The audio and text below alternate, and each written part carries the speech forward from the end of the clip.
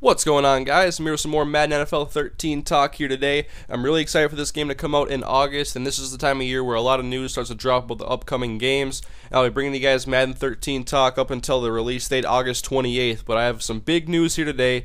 Yesterday, EA Sports released a community developer blog talking about the new Connected Careers mode, which is a new way to experience franchise mode, Superstar, and online franchise. Basically, the same elements are there, but it's just a little revamped, and I'm looking forward to it. I'll be talking about it in an upcoming video, but right now I have to talk about something important. Potential rating has been removed from franchise mode. It is gone. If you don't know what potential rating does, it basically says how high of an overall your player can become.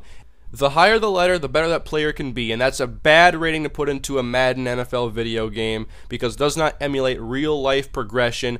I mean, you draft guys with C potential. You're basically saying to yourself then, these guys will never be stars. They're bench players at best. So Hashawn Clinton-Dix right here, my strong safety I drafted, he will never be on the level of Adrian Wilson or a great strong safety in the league because the game says he can't. Potential rating basically says your player can only become this good, and if you draft a guy who immediately has F potential, what's the point of even keeping him? I had Kenyon Barner in Season 2 of this series, my Vikings franchise series.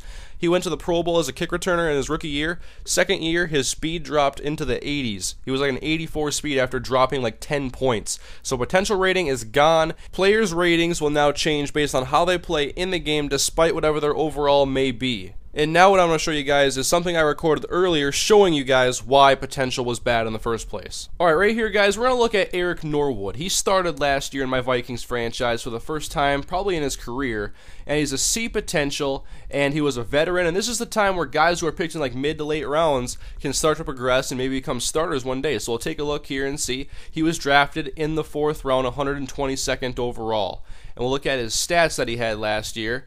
And, okay, he had some playing time in Carolina and Buffalo before he came to the Vikings in this franchise. But look at this, 11.5 sacks, 63 tackles, an interception, a forced fumble, a fumble recovery. Those are very good stats, and I believe he was elected to the Pro Bowl last season, yet his overall did not change. He is a 74 overall.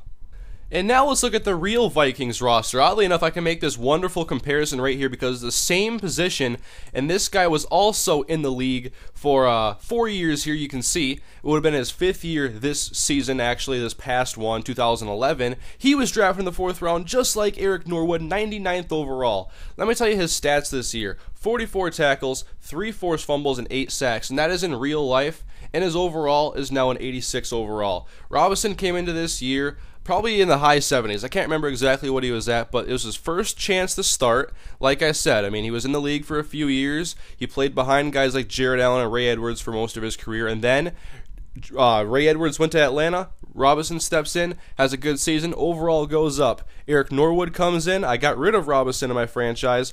Norwood comes in, blows it up at defensive end, and gets nothing because potential rating held him back.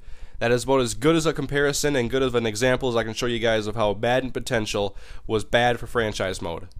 And so with no more potential rating, what does this exactly mean for the franchise state of the game? That means that 7th round picks may actually be worthwhile. Every 7th round pick I think I've drafted in this game has been F potential. The game just, potential rating is not good for football. It will not emulate realism in any way at all. I mean, I saw players who weren't even playing much. I mean, Andrew Luck came in here through my imported draft class, lost every game he started his rookie year, and potential rating put him up in like the high 80s. Now, I don't remember his stats, but if you lose every game, your rating should not be going up like that. So the great part is that players drafted anywhere in the draft or any free agent you pick up, if they play well, they can become franchise players on your team.